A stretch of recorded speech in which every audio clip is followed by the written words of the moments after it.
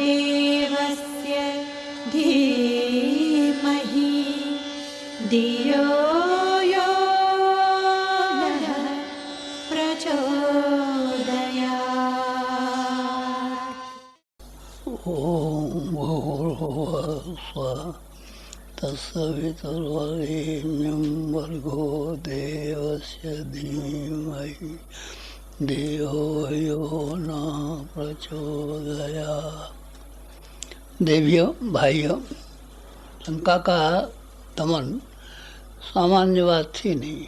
रावण को कैसे वरदान मिले हुए थे, कुंभकर्ण को कैसे वरदान मिले हुए थे, मेघनाद को कैसे वरदान मिले हुए थे। उनको मार सकना कोई संभव था क्या? असंभव बात थी, कोई मार नहीं सकता था उनको। शीश कट के जमीन पर गिरा करते थे, फिर नए पैदा हो जाते थे। एक एक लोह की बूंद से एक नया राक्षस पैदा हो जाता था। ऐसे रावण को मारना संभव था नहीं। रामचंद्र जी की बात मैं नहीं कह रहा हूँ, मैं तो हनुमान जी की बात कह रहा हूँ। हनुमान जी समुद्र को छलांगने में समर्थ हो गए। लक्ष्मण जी को कोई मार सकता था? से स्नाग जो पृथ्वी का वजन सिर पर रखे हुए हैं, क्या आप समझते हैं कि मेघनाथ की उससे शक्ति से मारे जाते? नहीं। लेकिन उनको देह श्रेय किसको मिलना था? हनुमान को मिलना था। राम राज्य का श्रेय भी हनुमान को मिलना था। लंका दहन का श्रेय भी हनुमान को मिलना था। लंका को और लक्ष्मण जी को मरे से जिंदा करने का श्रेय भी हनुमान को मिलना था। क्यों मिलना था? हनुमान जी को इतने श्रेय मिल गए, हमें क्यों नहीं मिलते? आपको इसलिए नहीं मिलते कि आप मूल्य चुकाने को तैयार नहीं होते। हमारे जीवन का इतिहास आप लोगों ने शायद पढ़ा हो, पत्रिका में छापा भी है। उसके पीछे रहस्य सिर्फ एक है। ये क्या रहस्य है? कि हमने बोया और काटा है, बोया और काटा है। बोने के बारे में कंजूसी नहीं की हमने। काटने के लिए हम झोली लिए फिरे हैं, और इसकी झोली काट ला में, इसकी झोली काट ला में, इसकी जेब काट ला में, उसकी जेब काट ला में। बात बनती है क्या? दुकानदारी जो करोड़पति हुए हैं, लखपति हुए हैं, मिल मालिक हुए हैं, इन्होंने जेब नहीं काटी है, कहीं से भीख नहीं मांगी है। इन्होंने पुरुषार्थ किए हैं, और पुरुषार्थों की वजह से ही उनको सफलता मिली है। हमारे जीवन की कहानी का सार यही है बस, सिर्फ, और कुछ नहीं, और कुछ नहीं। आपके इसके सामने जो निवेदन करना था वो यही निवेदन करना था कि आपको थोड़ा सा साहस करना पड़ेगा। थोड़ा सा ही साहस है, जरा सा साहस, राई के बराबर साहस, रत्ती के बराबर साहस। दो रास्ते आपके सामने हैं। एक तो लोभ और मोह में लिपट करके पंखे मक्खी इस तरीके से अपनी परों को चपेट लेती है और उसी में तड़प तड़प के मर जाती है। रास्ता नंबर एक रास्ता है। आम तौर के लोग इसी रास्ते को इख्तियार करते हैं कि लोभ और मोह दोनों उनको बड़े प्यारे लगते हैं, बड़े मिठास मालूम पड़ती है, और फिर उनके ऊपर इस कदर से आंखें बंद करके कूदते हैं कि दोनों पंख चिपक जाते हैं, पर चिपक जाते हैं, उसी में बस दम घुट करके उनका प्राण निकल जाता है। रास्ता नंबर एक। आप चाहें तो स्वीकार कर लें, कोई मना करने वाला है? कौन मना करने वाला है? करोड़ों की संख्या में जो जीव है, जंतु है, प्राणी हैं, छोटे हैं, बड़े, सब इसी रास्ते पर चलते हैं। आप भी चाहें तो इसी रास्ते पर चल सकते हैं, और संभव है चलते रहे हो। लेकिन मेरी एक प्रार्थना है आप लोगों से कि आप एक रास्ता बदल दें तो मज़ा आ जाए। कौन सा वाला रास्ता? जिसको मैंने हनुमान जी का रास्ता अभी आपको निवेदन किया था। हनुमान जी तो बहुत पुराने हैं, मालूम नहीं है जाने सही है गलत है। ये भी सही है आपकी बात। फिर मैं गांधी जी की बात कहता हूँ, फिर मैं भगवान बुद्ध की बात कहता हूँ, फिर मैं स्वयं अपनी बात कहता हूँ। ये तो उदाहरण पुराने नहीं हैं, झूठे नहीं हैं। गांधी का इतिहास तो गलत नहीं है, झूठा तो नहीं है। किसी ने कहानियाँ तो बना के नहीं रखी हैं। बुद्ध की कहानियाँ किसी ने बना के तो नहीं रखी हैं। मैं तो अभी जिंदा हूँ, मेरी कहानी तो बना के रखी नहीं है, नहीं, किसी ने बना के नहीं रखी है। वास्तविकता है। वास्तविकता में क्या है कि हमने रास्ता बदल दिया, दूसरे लोगों ने रास्ता नहीं बदला। दिल्ली के रेलवे स्टेशन से ट्रेन रवाना होती है, एक ट्रेन बम्बई चली जाती है, और दूसरी ट्रेन डिब्रूगढ़ चली जाती है। डिब्रूगढ़ में बम्बई में कितना फ़र्क है? बहुत फ़र्क है। एक गाड़ी मद्रास चली जाती है, एक अम्बाला शिमला चली जाती है। अम्बाला शिमला में और मद्रास में फ़र्क है, बहुत फ़र्क है। तो क्या बात है, लाइन बदल देते हैं। मैं आपसे आज लाइन बदलने की बात कह रहा था। अगर आपके अंदर साहस हो, अगर आपके अंदर समझदारी हो, अगर आपके अंदर बहादुरी हो, अगर आपके अंदर जिम्मेदारी हो और दूर की देखने की ताकत हो। लोगों में दूर की देखने की ताकत नहीं होती, समीप की चीज़ देखते हैं। बहुत से आदमी ऐसे होते हैं कि जिनकी आंखें ख़राब हो जाती हैं और अखबार को आँख के सामने रख करके पढ़ते हैं अक्षरों को। कुछ ऐसे होते हैं जो दूर की दूरबीन से देख लेते हैं क्या आता है क्या नहीं आता है। मुझे मालूम नहीं कि आपकी आँखें बिल्कुल पास की चीज़ों को देखती हैं कि ज़्यादा दूर को देखते हो। ज़्यादा दूर को अगर आपकी शक्ल तलाश करते हो, आँखों की बीनाई अगर आपकी सही हो, तो मेरी आप प्रार्थना मानिए कि आप कुछ रास्ता चुन लीजिए। रास्ता चुन लीजिए, और रास्ता चुनना कुछ मुश्किल नहीं है। जैसे आपने ब्याह कर लिया, शादी का कोई अर्ज नहीं है। ब्याह कर लिया आपने, शादी कर ली, खेती है हमारे पास, दुकानदारी है, तो क्या अर्ज की बात है। चलिए, वो वैसा भी हो सकता है, न किया होता तो ज़्यादा अच्छा होता, पूरा समय लगा सकते हैं। बानप्रस्थ अगर आपने लिया होता तो बच्चों के बड़े होने के बाद में आप अपनी जिम्मेदारी सुपुर्द कर सकते थे, बिना ब्याह के बिना भी रह सकते थे। नहीं साहब, ये दोनों बातें कठिन हैं। चलिए, कठिन है तो मैं सही बताता हूँ आपको थोड़ा सा समय रोज़ाना निकाल सकना ज़रा भी कठिन नहीं होना चाहिए। काम करते हैं तो काम करते करते मरे जाते हैं आप, ठीक है, हम जानते हैं। पर आप पेंसिल और कागज लेके बैठिए और देखिए काम करने में कितने घंटे हो गए। कमाने के लिए कोई आदमी 8 घंटे से ज़्यादा काम नहीं कर सकता। सोएंगे 7 घंटे से ज़्यादा आप सो नहीं सकते। 7 घंटे बच्चों की नींद होती है, बड़ों की 6 घंटे होती है। हमारी नींद तो उससे भी कम है। लेकिन 6 घंटे सोने के लिए, 7 घंटे सोने के मान लीजिए, 5 घंटे बेकार कामों के लिए मान लीजिए। घंटे 8 घंटे में तो आदमी नहा भी लेता है, टट्टी भी बहाता है, रोटी भी खा लेता है। 3-4 घंटे और यार दोस्तों से गप्पाजी के लिए निकाल लीजिए, तो अभी आपके पास 4 घंटे निकलते हैं। 4 घंटे न सही, 3 घंटे सही, 3 घंटे न सही, 2 घंटे सही। अगर आप ये निकाल सकें, इतनी हिम्मत कर सकें, बस सिर्फ हिम्मत की बात, कोई और परेशानी नहीं है, कठिनाई भी नहीं, केवल आपकी तबीयत की बात है। तबीयत चाहे तो हम ताश खेलते रह सकते हैं, लगोटी खेलते रह सकते हैं, शतरंज खेलते रह सकते हैं, सिनेमा देख सकते हैं, गप्पाजी कर सकते हैं। कोई मना कर सकता है, कोई मना नहीं कर सकता। कोई चाहे तो जिस तरीके से विदेशों में 2 घंटे रोज़ नाइट स्कूल में पढ़ने के लिए जाते हैं लोग, और नाइट को स्कूल में पढ़ने जाने के बाद में किसान बेचारे मजदूर नान भाई भटियारे ज़िंदगी की आखिर तक MA PhD कर लेते हैं, DPhil कर लेते हैं, इतनी योग्यता बढ़ा लेते हैं। समय है, समय का आप चाहें जैसा उपयोग कर सकते हैं। मेरा आपसे प्रार्थना है और मेरे आपसे निवेदन है कि आप अपने समय का कुछ ठीक तरीके से उपयोग करना शुरू कर दें तो बड़ी मेहरबानी है। कोई तो समय ऐसे होते हैं कि जिनकी हम क्या प्रशंसा करें। आग लग गई हो कि किसी के मोहल्ले में, और आप भाग कर किसी वक्त चले जाए और बाल्टी पानी ला करके रेत ला के फेंकना कर शुरू कर दें और पड़ोसी की आग बुझा दें, तो पड़ोसी सारी ज़िंदगी भर याद रहे, कभी नहीं बोलेगा ऐसा हमारे घर में आग लग गई थी और सारा मकान जल गया होता, सारा सामान जल गया होता। तो ये थे हमारे पड़ोसी, जाने के ना अपना घर देखा, न बाहर देखा, लेकिन भाग पड़े और द्वार पड़े। कितना समय लगा? अरे 1-1.5 घंटा लगा था, लेकिन वो 1-1.5 घंटा ऐसा था कि सारी ज़िंदगी भर बुलाया नहीं जा सकता। जो कोई याद, अरे साहब ये असली पड़ोसी तो ये हमारी मुसीबत के समय पर काम आए। मुसीबत के समय पर जो आदमी काम आए उसको आदमी याद रखता है। ये मुसीबत का समय है, चारों ओर से मुसीबतें छा रही हैं, एक और से नहीं छा रही है। परमाणु युद्ध बंद हो गया, कहाँ बंद हुआ? कल परसों तो मालूम पड़ा था कि वहाँ जिनेवा में वार्तालाप हो रही है। परसों फ्रांस ने एटम विस्फोट किया था, कल ब्रिटेन ने किया, कल अमेरिका ने किया। ये सब बातें एक कोने पर रह गई। फिर लड़ाई की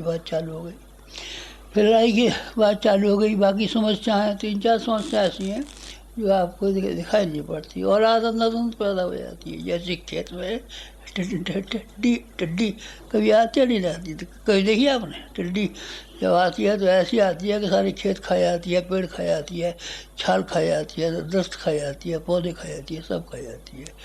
इंसानों की पैदावार इस बुरी तरीके से हो रही है कि के सारे के खेत को, खलिहान को, मकानों को, सब कुछ काट देते। ये मुसीबत दिखती है आपको? ये नहीं दिखती। दो और नहीं मुसीबतें नहीं देखती होंगी। जहर सब में घुलता जाता है, हवा में जहर घुलता जाता है, पानी में जहर घुलता जाता है, अनाज में जहर घुलता जाता है, हर जगह जहर जहर जहर जहर घुलता हुआ चला जाता है। आप थोड़ी देर में सांप हो जाएंगे, देख लेना। सांप की पूंछ में जहर होता है, मुंह में जहर होता है, जीभ में जहर होता है, सब और जहर होता है। बिच्छू के डंक में जहर होता है, बर्र के डंक में जहर होता है। लेकिन इंसान जहर ही खाएगा, जहर में ही जिएगा, जहर ही विचार करेगा, जहर ही में उसके दिमाग में होगा, जहर से वही क्रिया होगी। ये जहर चारों ओर फैलता हुआ चला जाता है। ये मुसीबतें हैं। आपको इनमें से क्या क्या दिखाई पड़ता है? आपको तो मेरे ख्याल से कोई भी दिखाई नहीं पड़ता होगा। एटम मम्मी दिखाई नहीं पड़ती होंगे, ना आपको कहीं बढ़ती हुई जनसंख्या दिखाई पड़ती होगी, ना आपको कहीं जहर घुलता हुआ दिखाई पड़ता होगा। ये आँखें तो बड़ी छोटी है, चमड़े की हैं, दूर की चीज़ों को देख नहीं सकती। लेकिन अगर आपकी आँखें दूर की देख सकते हो तो मैं आपसे एक निवेदन कर रहा था कि ये बड़ा महंगा समय है, साधारण समय नहीं है, असाधारण समय है। असाधारण समय में आप समाज की, देश की, धर्म की, संस्कृति की सेवा करने के लिए तैयार हो जाते हैं तो मज़ा आ जाता है। और आप इस समय को भी उन्हीं बातों में निकाल दें। क्या हो रहा था? पड़ोसी की आग लग रही थी तो आप क्या कर रहे थे? हम ताश खेल रहे थे। और हम क्या कर रहे थे उस वक्त? हमने कहा लग जाएगी आग साले को, उसको पड़ोसी को लगी, हमें क्या लेना देना। तो आप चाहे तो ताश भी खेलते। अरे साहब, हम घर में टीवी देख रहे थे, खेल मज़ेदार खेल आ रहा था, उसको चिल्ला तो रहे थे आग लग गई। पर हमने कहा कौन भागेगा, सब बजनी होगी तो बज जाएगी, नहीं हो जाएगी तो नहीं हो जाएगी। कैसा अच्छा टीवी का फिल्म आ रहा है, इसको देखेंगे। आप ये भी कर सकते हैं, ये आपकी इच्छा के ऊपर है। दोनों में से जो चाहे सो करें। पर आपकी इच्छा में मैं कोई दबाव डाल सकता हूँ, बाधक हो सकता हूँ, दबाव कर नहीं, कुछ नहीं कर सकता। केवल मैं आपसे निवेदन कर सकता हूँ और प्रार्थना कर सकता हूँ कि आपके लिए मुनासिब होगा और आपके लिए सही होगा कि आप समय की विषमता को देखें और विषमता के साथ साथ में अपनी जिम्मेदारी को देखें कि इंसान की बड़ी जिम्मेदारी। दूसरे जानवरों की कोई जिम्मेदारी नहीं है। चिड़िया की क्या जिम्मेदारी है? चींटी की क्या जिम्मेदारी? मक्खी की क्या जिम्मेदारी है? मच्छर की क्या जिम्मेदारी है? धुआं लगा भाग गया बस। और क्या जिम्मेदारी है? नहीं, और किसी की कोई जिम्मेदारी नहीं, केवल इंसान की जिम्मेदारी है। अगर इंसान आपके भीतर जिंदा हो तो आप कृपा करके इस समय में कुछ काम कीजिए। क्या काम करें? काम करने लायक सिर्फ एक काम है, क्योंकि लोगों की अकल ख़राब हो गई है। अकल ख़राब न हुई होती तो ये कैसी शानदार दुनिया है, कैसी खूबसूरत दुनिया है, कैसे सुख और शांति से भरी हुई दुनिया है, कैसी प्यार और मोहब्बत से भरी हुई दुनिया है।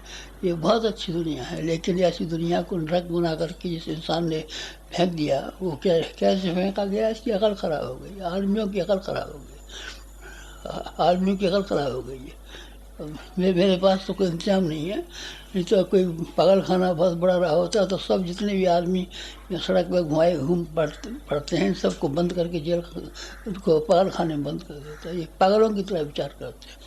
इंसान की तरीके से न इनको विचार करना आता है, न इंसान की तरह जीना आता है, न इंसान की तरीके से अपने फ़र्ज़ों को समझना आता है। इंसान का रास्ता इनको नहीं मालूम है। लेकिन इंसान का रास्ता बताने की मैं ढीठ सा आप लोगों के सामने इसलिए कर रहा हूँ कि मैं इंसान की तरीके से जिया हूँ और इंसान की तरीके से जीने का फ़ायदा पाया। तीनों फ़ायदे मिल सकते हैं। रिद्धि सिद्धि होती है कि नहीं, अष्टसिद्धि नवनिद्धि होती है कि नहीं मालूम नहीं है। न मेरे पास कोई अष्टसिद्धि है न नवनिद्धि है, पर तीन शांति मैंने अपनी ज़िंदगी में पाली। मेरा भीतर बारा कलेजा चीर करके आप देखें तो इसमें इतना संतोष, इतनी शांति, इतनी संतोष है कि ये असीम है। मैंने ज़िंदगी का अपना पूरा मुझे वसूल कर लिया। और लोक सम्मान तो सगड़ों को मिलता है। हमने साहब देखा था रामचंद्र जी को फूल माला पहना रहे थे और वहाँ पत्थर के महादेव जी पे डाल रहे थे। पत्थर के महादेव जी पे पानी चढ़ा रहे होंगे, सहयोग नहीं कर रहे थे। मुझे प्यार भी क्या है, प्यार उसे कहते हैं इसके साथ सहयोग जुड़ा होता है। मुझे सम्मान भी पाया है, सहयोग भी पाया है और भगवान की कृपा ऐसी पाई है। अगर भगवान की कृपा मेरे साथ में नहीं होती तो जो काम आपने अब तक हज़ारों देखे हैं और हज़ारों देखे नहीं हैं, सब काम आपने देखे नहीं, सब काम नहीं देखे, थोड़े से काम देखे आपने। किताबें लिखी है, संगठन किया है, इमारतें बना दी, ये 3-4 काम मालूम है आपको। कोई और काम मालूम है नहीं, कोई और काम नहीं मालूम है। इसके अलावा काम है हमारे, मर जाने दीजिए तब आपके सामने वो काम भी आएंगे जो कि ये जो आज दिखाई देने वाले काम हैं, इनकी अपेक्षा लाखों गुना ज़्यादा कीमती, ज़्यादा महत्वपूर्ण, ज़्यादा अचंभे में डालने वाले काम हैं। वो काम आपको पीछे दिखाई पड़ेंगे। फिर ये कैसे हुआ? बस सिर्फ एक ही तरीका है कि मैंने रास्ता बदल दिया जीवन का। कोई आपने योग किए हैं, तप किए हैं, जादू किए हैं, तमाशे किए नहीं, जादू तमाशों से ये काम वो नहीं होते। योग और तप ज़िंदगी में शुमार करना होता है। कहीं कोने में जाकर के, हिमालय पर जाकर के, पहाड़ के कोठरी में जाकर के नाक बंद करके कहीं नहीं होते। ज़िंदगी को योग में बनाना पड़ता है, ज़िंदगी को तपस्वी बनाना पड़ता है। मैंने अपनी ज़िंदगी में यही किया है कि मैंने अपने व्यक्तिगत स्वार्थ की अपेक्षा समाज के स्वार्थ को प्राथमिकता दी है, और समाज का स्वार्थ को सिद्ध करने में जो कष्ट सहे हैं वही मेरा तप है। और ख़यालातों को हमेशा ऊंचा रखा है। नीचे ख़यालात गिरने दिया नहीं, नीचे पानी गिरता है। पानी को आप गिरा दीजिए, नीचे बहता हुआ नाले में चला जाएगा। लेकिन मेरे ख्यालों में जब कोई विचार आया है तो ऊंचे दर्जे का आया है, आदर्शों का विचार आया है, सिद्धांतों का विचार आया है। बस ये बात है। मेरा अनुभव समाप्त हो गया, मेरा निवेदन समाप्त हो गया। बस अब आपसे प्रार्थना करनी है। एक करनी प्रार्थना ये है कि ये समय ऐसा विषम है कि अगर आप समय का थोड़ा सा हिस्सा इसमें से निकाल दें तो मज़ा आ जाए, और अपने साधनों का एक थोड़ा सा हिस्सा निकाल दें तो मज़ा आ जाए। समय आपके पास कम है क्या? 24 घंटे होते हैं। 24 घंटे उनकी गांधी जी के पास भी थे, भगवान बुद्ध के पास भी थे, ईसा मसीह के पास थे। 25वां घंटा किसी के पास नहीं था। सबको 24 घंटे में अपना गुजारा करना पड़ा है। 25वां घंटा के किसी के पास नहीं हुआ। महान से महान पुरुष हुए हैं, नेपोलियन हुए हैं, सिकंदर हुए हैं, कौन कौन हुए, उनके पास 24 घंटे थे। आपके पास भी 24 घंटे हैं। 24 घंटे में से आप 2 घंटे निकाल पाए तो कोई मुश्किल हो जाएगी क्या? बिल्कुल मुश्किल नहीं होगी। 2 घंटे तो आदमी सैर सपाटा करने में, गप्पे हाँकने में, इधर का उधर चलने में खर्च कर डालता है। तो आप अगर सिद्धांतों के लिए 2 घंटे खर्च कर डाल लें तो कोई बड़ी बात हो जाएगी क्या? कोई बड़ी बात नहीं होगी। और आप अपने दैनिक खर्चों में से थोड़ा सा कुछ निकाल दिया करें तो कोई बड़ी बात हो जाएगी क्या? बड़ी बात हो जाएगी। 20 पैसे निकाल दीजिए। 20 पैसे, हाँ 20 पैसे। 20 पैसे किसे कहते हैं? 20 पैसे कहते हैं एक घूंट चाय को। चाय के प्याले में 60 पैसे को आता है। चाय कप जरा सा जिसमें हो, एक घूंट में आप पी सकते हैं। 20 पैसे का होगा।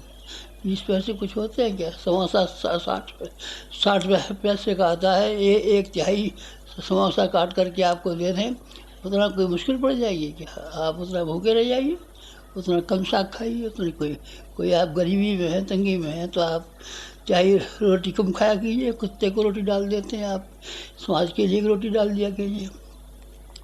ये अगर करने के लिए आप में सामर्थ्य हो तो फिर मैं आपसे करूँ बात। और ये सामर्थ्य न हो, अरे साहब आपने तो इतना वजन लाद दिया और ये तो बड़ा मुश्किल हो जाएगा और ये तो हम नहीं कर सकेंगे, और इसके बारे तो हमारी गरीबी और बढ़ जाएगी और हमारी व्यस्तता और बढ़ जाएगी। हम समय कहाँ से निकालेंगे और हम 20 पैसे कहाँ से निकालेंगे? ये तो बड़ा कठिन काम बता रहे हैं आप। और कठिन है तो ठीक है, मैंने आपका समय ख़राब किया, माफ़ी मांगता हूँ।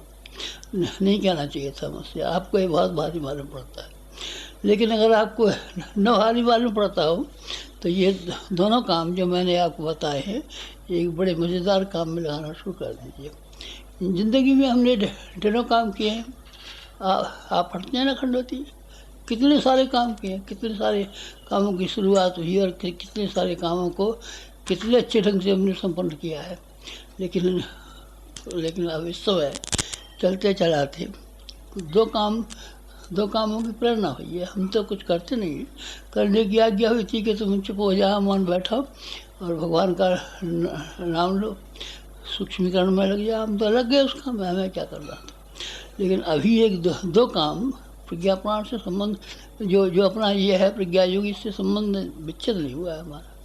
इसको हमने छोड़ा नहीं है। इसकी याद आती रहती है, इसकी याद आती रहती है। हमारा गांव था आमलखेड़े का है, रात को कभी सपने में दिखता है तो गांव के पेड़ दिखाई दे जाते हैं, मकान और इमारतें दिखाई दे जाती हैं, मरे हुए बुड्ढे दिखाई दे जाते हैं।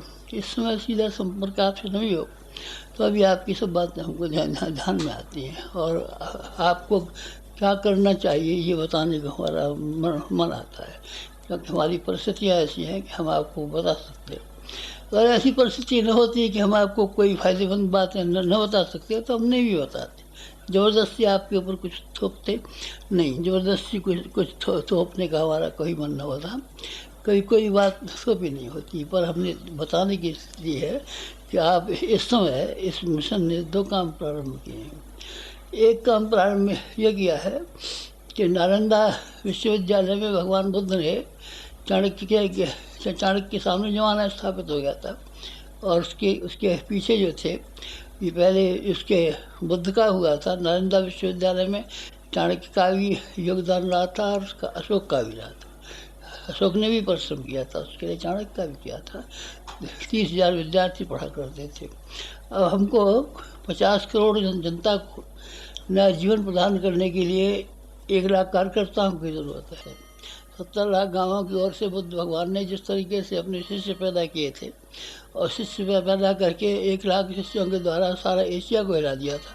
अब हमारा विचार ये है कि इस तरीके से शिक्षण विद्यालय चले। शिक्षण विद्यालय में समझ जाएंगे लोग, जिनमें हिम्मत होगी वो आगे आ जाएंगे, नहीं हिम्मत होगी अपने पढ़ लेंगे, ख़त्म हो जाएगा। तो एक ऐसा विश्वविद्यालय इस वर्ष से हमने स्थापित किया है बसंत पंचमी से। लोगों ने कईयों ने कहा था बसंत पंचमी को यज्ञ कराएंगे और सब कराएंगे, आनंद बस हो गया, तुम्हारा यज्ञ भी हो गया, तुम्हारी बसंत पंचमी भी हो गई और तुम्हारा स्मारक बना दें, तुम्हारी मूर्ति बना दें, तुम्हारा फोटो बना दें, भाड़ में गिरा दो मूर्ति को, जन्म में डाल दो तस्वीर को। वो काम कीजिए जिससे कि हमारी जीवात्मा को शांति मिलती है। जिसकी हमारे शरीर की शोभा बनती है उस काम से क्या करना। हम आपको आएंगे और कुआ और 6 फूल माला लाएंगे, एक अपनी लाएंगे, एक बीवी की लाएंगे, एक भाई की लाएंगे, भतीजे की लाएंगे, 6 गले माला पहना देंगे, आप भाड़ में डाल दीजिए गले माला। हमने खूब पहननी है और हमें पहनने की कोई ज़रूरत नहीं। अब 2 काम इस वर्ष से प्रारंभ किए हैं और 2 कामों का पूरा ब्यौरा जो अगर आप कोई ख़ास आदमी रहे होंगे तो आपको छपे हुए कागज़ों के माध्यम से मिल गया होगा, अथवा फिर ये जनवरी के अंक आ रहे हैं, इनमें 3-4 पत्रिकाओं के अंदर संपादकीय लेखों में हमने दिया है। 2 कामों के लिए दिया है। एक काम ये दिया है कि आप उस विद्यालय में विद्यार्थी हो जाए, हो सकें तो क्या कहना, लेकिन चलिए अध्यापक न हो सकें तो विद्यार्थी ज़रूर हो जाए और 1 साल तक के कार्यक्रम को पूरा करें, जिससे कि जीवन के बारे में, समय के बारे में, समझ के बारे में, सबके बारे में कम से कम जानकारी तो हो जाए। जानकारी हो जाए तो फिर हम कह सकते हैं कि हमने जानकारी करा दी थी, उन्होंने नहीं माना, हम क्या करें। हमने कहा था कि वहाँ गड्ढा है, ये नहीं माने तो हम क्या कर सकते हैं। हमने कहा था भाई यहाँ सांप रहता है, यहाँ मत निकलना, तुमने नहीं माना तो हम तो ये इधर से जाएंगे, जो नहीं मानेंगे तो हम क्या कर सकते हैं। लेकिन जो कुछ भी आपको कहने लायक है हमारे पास, बताने लायक है, वो हमने 52 सप्ताह में 52 छोटी किताबें इस समय लिखना शुरू की है। फोल्डर नहीं, फोल्डर छोटे छोटे थे, 7 पन्ने के थे। 7 पन्ने में कोई बात कहने की नहीं आती थी, कोई बात समझाई नहीं जा सकती थी, इसलिए 24 पन्ने की किताबें लिखना शुरू की है और बहुत बड़ी संख्या में नहीं। 52 सप्ताह होते हैं, 52 सप्ताह में पढ़ने के लिए एक विद्यालय की स्थापना करने का रूपरेखा बनाई है। उस रूपरेखा मतलब बताने में तो बहुत देर लगेगी, लेकिन आप उसको पढ़ लेना सब में कि एक काम हमारा ये है, आप इस काम में किसी तरीके से सहायक बन सकें, विद्यार्थी बन सकें, अध्यापक बन सकें, विद्यार्थियों को प्रोत्साहन कर सकें, अध्यापकों को तलाश कर सकें, किसी तरीके से उसका जुगाड़ बैठा सकें, तो हम समझेंगे कि आपने हमारे लिए हमारी हीरक जयंती मना दी। तो हम ये समझेंगे कि जो जिस रास्ते पर हम चलना था वो पूरा कर दिया। तो हम ये समझेंगे कि जो हमारी इच्छा, जो आकांक्षाएँ थी उसको पूरा करने में मदद कर दी। एक काम तो ये हुआ है।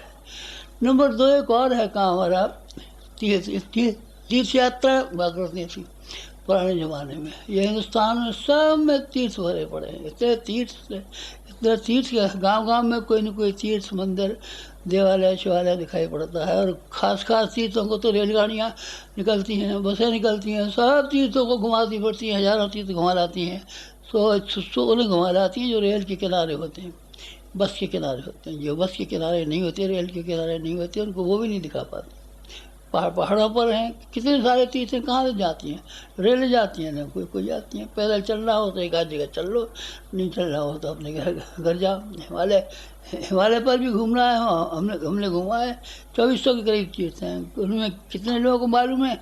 10 मालूम है बस, बाकी किसी को नहीं मालूम है। तीर्थ यात्रा का हमारा मन हुआ है। बुढ़ापे में तीर्थ यात्रा का मन होता है। हमारी जीवात्मा का मन हुआ है। शरीर का, अरे शरीर से क्या है, ये तो बुढ़ा हो गया, मरने को है।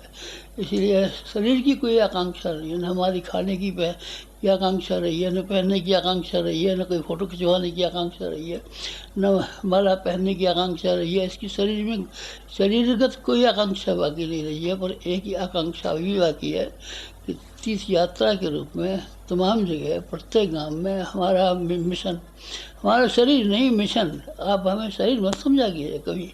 कभी जो हमारा नाम लेना हो श्री राम शर्मा आचार्य, तो आप शरीरधारी का नाम मत लिया कीजिए। ये एक उद्देश्य है, ये एक मिशन है, ये एक संदेश है, ये एक विचारधारा है। और हमारी इच्छा ये है कि ये सारे हिंदुस्तान के गांव-गांव में युग परिवर्तन का संदेश पहुंचना चाहिए और उसके लिए प्रचार होना चाहिए, लोगों को जाना चाहिए। उसके लिए क्या आवश्यकता पड़ेगी आपको? आवश्यकता तो बहुतों की पड़ेगी, सामान की भी पड़ेगी। पर सामान की आपसे नहीं कह रहे हैं, आपको तो ये कह रहे हैं कि 1 वर्ष का समय लेकर के आइए। 1 वर्ष से कब 1 महीने भर को आ जाए? नहीं, हमें नहीं चाहिए महीने भर को वहाँ आप कर रही है। जो निर्माण योजना के जो शिविर चल रहे हैं, जो उसमें पढ़ाने के लिए थोड़ी सी योग्यता है, उसको हमने कड़ा कर दिया है। पहले आते थे लोग घूम घाम के, गंगा जी जा रहे हैं, यमुना जी जा रहे हैं, वहाँ जा रहे हैं, कुछ पढ़ा, कुछ नहीं पढ़ा, कुछ सुना, कुछ नहीं सुना। अब कि हमने इस तरह का प्रोग्राम बनाया है कि 8 घंटा पकड़ करके जो भी शिवरात्रि आ जाए उसको बैठ जाए, उसके मुंह में से निकाल के रहे कि तू अपने घर जाएगा तो वहाँ जा कर के कुछ काम करेगा कि नहीं करेगा। ये होता है कि हमारी बात सुनेगा और कापी में नोट करेगा। कापी में मैंने हमें नोट कराना है, न हमें अपना सुनाना है। उसको बता देंगे कि भाई ये बोल के सुना इसको, नहीं आता तो फिर सुन, नहीं आता तो फिर सुन, नहीं गाना आता तो फिर गा के सुना। यानी अब की बार शिक्षण की नीति में जो ज़मीन आसमान का फ़र्क किया है। पहले यहाँ के हमारे यहाँ अध्यापक जो थे वो सुनाया करते थे बस। वो आदमी सुनने वाला नींद में झपकी ले रहा है कि सुन रहा है कि समझ में आई कि नहीं आई, क्या नहीं आया। हमारे आदमी ने अपनी ड्यूटी पूरी कर दी और उसने भी समझ लिया महीना भर पूरा हो गया, युग शिल्पी शिविर पूरा हो गया, चला गया। नहीं, अब इससे नहीं होगा, क्योंकि उसको जा कर के अपने गाँव में विद्यालय चलाना है। विद्यालय चलाना है तो अध्यापक की जो योग्यता होनी चाहिए वो अध्यापक की योग्यता, क्योंकि हम उसके मुंह में से निकलवाएंगे तो वो भी अपने यहाँ जाकर के लड़कों से मुंह में से निकलवाएगा। इसीलिए शिक्षण पद्धति में फ़र्क किया है। महीने भर की युग शिल्पी शिविर तो अच्छा चलेंगे, लेकिन कई आदमियों से हमने अपील की है जब कभी अभी आप आए 1 साल का समय लेके आना, ताकि कुछ हमारे लिए भी काम करें, कुछ अपने लिए भी काम करें। महीने भर में आए, 5 दिन जाने में लग गए, 5 दिन आने में लगे, 15 दिन यहाँ लग गए, बेकार समय ख़राब किया कि नहीं किया? समय ख़राब करने से हमें क्या फ़ायदा हुआ और आपको क्या फ़ायदा हुआ?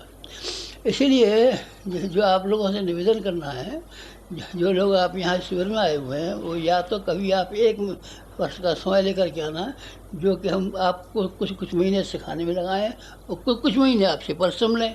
तो परिश्रम लेने से भी समाज का फ़ायदा होगा और सीखने से आपका फ़ायदा होगा। दोनों काम तो हो जाएंगे। 15 दिन में कैसे हो जाएंगे? महीने भर में कैसे हो जाएंगे? 2 महीने में कैसे हो जाएंगे? महीने 15 दिन के ये काम नहीं है।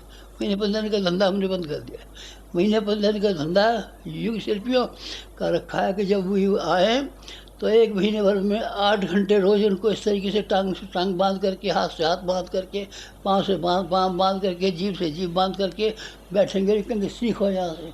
बद्रीनाथ जाएंगे, जहन्नुम में गया बद्रीनाथ, ऊपर से गए तुम वहाँ से घूमे आवे, वहाँ देखे मेरा वो मंदिर देखे हमें, वहाँ करे हमें सैल नहीं सीखे। महीने भर सीखने के बाद में जाना हो तो हमारी उसे जहन्नुम में गिरिए, कुएँ में जाइए, भाड़ में जाइए, लेकिन महीने भर तक यहाँ रहिए हमारे पास और पूरे 8 घंटे का परिश्रम कीजिए। इस अब आपका व्याख्यान सुन लेंगे, नहीं व्याख्यान मत सुनिए हमारा।